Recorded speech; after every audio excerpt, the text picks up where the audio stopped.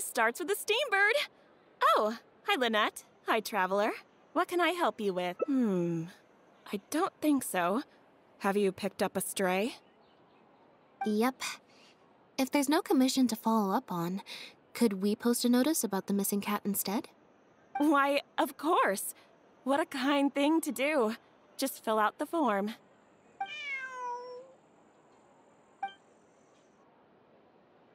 Well, we've registered you as missing. You can stay at my place until your owner finds you.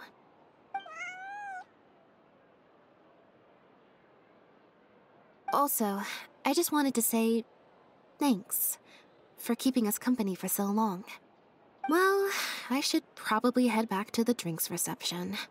Hopefully most of the people have left by now. If you've got some time, you should stop by my place tomorrow to see Bonnie. There's a nice cup of tea in it for you. Alright, see you then.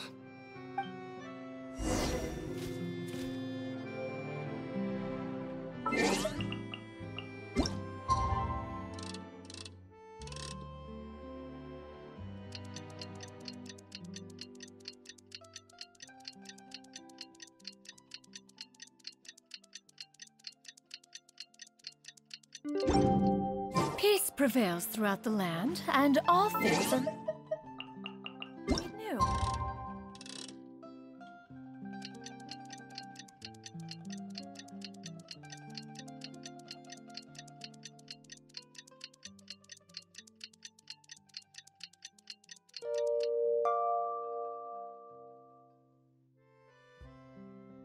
As buds in the spring. This is an auspicious yeah! Skyward! Scatter!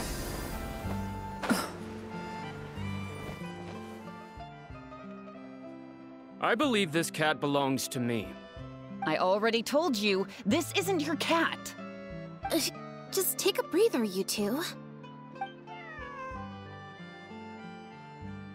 Oh, you're here. As you can probably see, you'll have to take a rain check on that tea I promised you. At least for now. This is my friend's cat. He's preoccupied with some important business, so I came to retrieve her in his stead. No, it's far more likely this cat escaped from the Humane Society.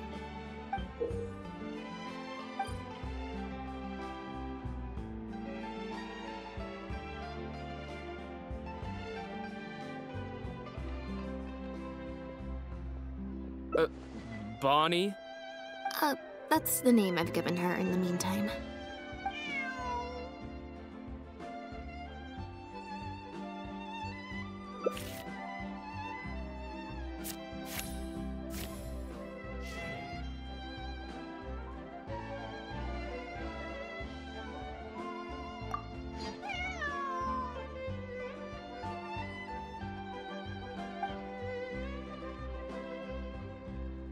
Well, this complicates things. I told you before. This is my friend's cat. It's normal for her not to trust me. Listen, I'm the director of the Humane Society, okay? We've got so many strays, dogs, cats, you name it. I'm not even the one feeding them most of the time. She just looked somewhat familiar, so I came to check, just in case. If she turns out to be one of ours, I'll take her back. Simple as that. Even if that's not the case, the Humane Society could still take her in, if no one else comes to claim her, that is. We're an organization that specializes in rescuing and sheltering stray animals. We've been in business for several decades now. The Humane Society. Huh. The name sounds familiar. I remember hearing good things. You're the one in the Quartier Lyonnais? Yes, that's the one. Anyway, if it's not too much trouble, could I possibly take a closer look at the cat? If it turns out I really am mistaken, I suppose that means the cat belongs to this lady here. She would be the only remaining option after all. It belongs to my friend. Go on, Bonnie.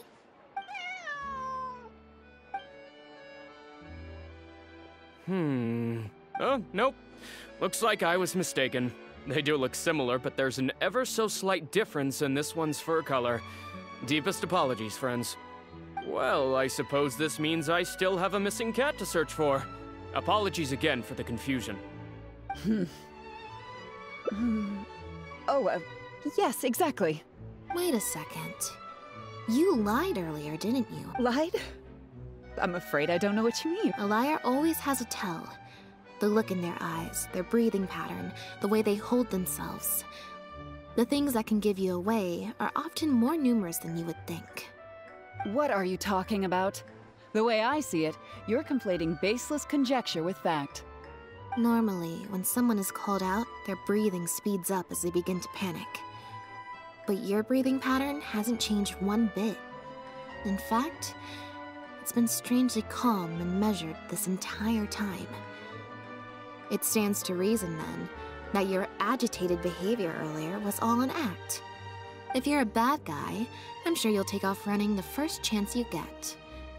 If you're a good guy, the most likely explanation is that you're a member of the Guards, or some similar organization. And you're basing this off of? Intuition. Nothing more. Intuition. Well, I have to hand it to you, Lynette. You're right. I'm a member of the Guards. The name's Elodie. I'm currently investigating a cross-border smuggling case. This cat here, Bonnie was her name? Well, her owner is one of the prime suspects of our investigation. A couple of days ago, our suspect got wind that we were on his tail and fled. That's most likely how he got separated from the cat. I just so happened to stumble upon your notice in the Steambird, so I decided to see if he'd come back for her. But it looks like I overestimated him. The impact of this case has been huge. The Marechaussee Phantom, the Guards, and the Special Patrol have all launched investigations. If there was even the slightest chance that he would show himself, I had to follow up on the lead. A new kind of illegal drug, imitation synth. We confiscated all the synth on the market, but addiction isn't something that goes away overnight. Even without substances on the market, people are still looking for a way to get their next fix. And criminals are all too eager to capitalize on that addiction. That was the impetus for imitation synth. Needless to say, a small-scale market opened up very quickly. After the original synth debacle, we put several measures into place to prevent similar incidents from occurring. The perpetrators got smart, though, and shifted their sales overseas before those measures could kick in. That's when the imitation synth smuggling began. We only recently got word of the presence of imitation synth overseas. We managed to track down evidence of some early transactions. What we were able to find out, however, hasn't proven that useful given the amount of time that has passed. The Marechaussee Phantom launched an investigation to track down every person in Fontaine capable of producing a drug like that. That's how we learned about Bonnie's owner. He's a researcher at the Fontaine Research Institute. His name is Pierre. Pierre Lefebvre, to be exact. Lefebvre.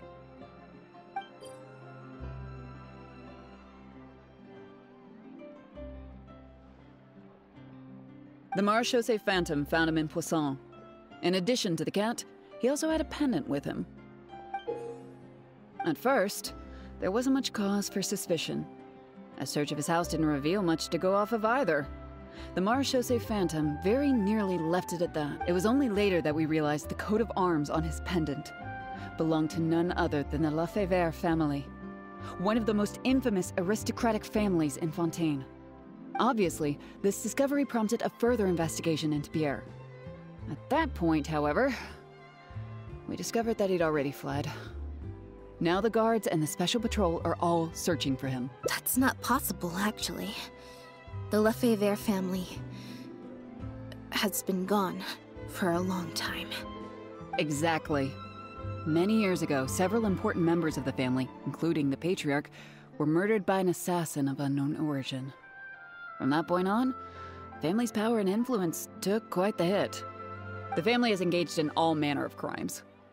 As you can imagine, there's no shortage of people waiting in the wings to take their revenge. And with the family severely weakened, they were able to do just that. Most of the remaining family members succumbed to sickness or hunger. The ones that survived are currently living out their days under a new identity. Pierre is one of those very survivors. He's been hiding away in the Fontaine Research Institute all these years. His true identity unbeknownst to all. Until now, that is. Well, my fellow guards have told me all about how smart and courageous you both are. And I know you possess a strong sense of justice. There could be a chance that Pierre, or one of his accomplices, might attempt to get close to Bonnie. Now that you've been briefed on the situation, I was hoping you'd help us keep a lookout.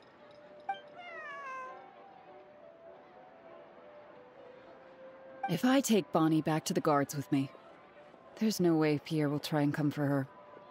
Not even the most daring of criminals would attempt something like that.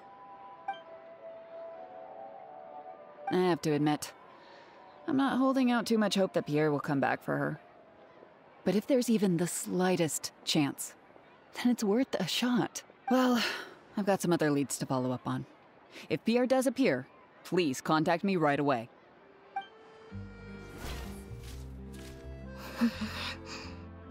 It's nothing. I'm fine. It's just... the head of the Lefebvre family. He was the eminent person who kidnapped me all those years. It was at a dinner party. Someone tricked me into boarding the Lefebvre family carriage. Whoever it was, they took me back to their home. But before anything worse could happen, Father intervened. Yep. Father was the one who orchestrated the fall of the Lefebvre family. That's what led Lynnie and I to join the House of the Hearth after all these years. I never thought I'd hear the Lefebvre name again.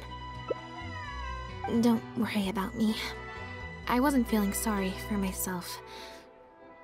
I was just thinking about Lynnie. He's been acting strange recently. He avoids me for days on end, consumes himself with some secret investigation, and then out of the blue pushes me to do that acting job. Thinking about it now, it's almost like the one I drew from that deck of cards was part of his plan all along. He must have asked Fremenade to help him out. In any case, I know he's hiding something from me. He's really pulled out all the stops this time. It's very possible. I'm sure he tried to send me away because he was afraid it would bring up some painful memories for me. It wasn't necessary, though. Even after all these years, he's still as overprotective as ever. You'll have to help me teach him a lesson if we run into him along the way. Yep. I want to head to the Fontaine Research Institute to learn more information about Pierre. Just let me activate search mode, and then we'll head out. Who knows? Maybe we'll run into Lynnie along the way. A little bit of both, perhaps. For the most part, though, I just have the sense that something's not right. Something isn't adding up about Pierre's story. I'm just not sure what. Okay, I'll write a letter explaining everything to the crew. Once that's done, we can head out.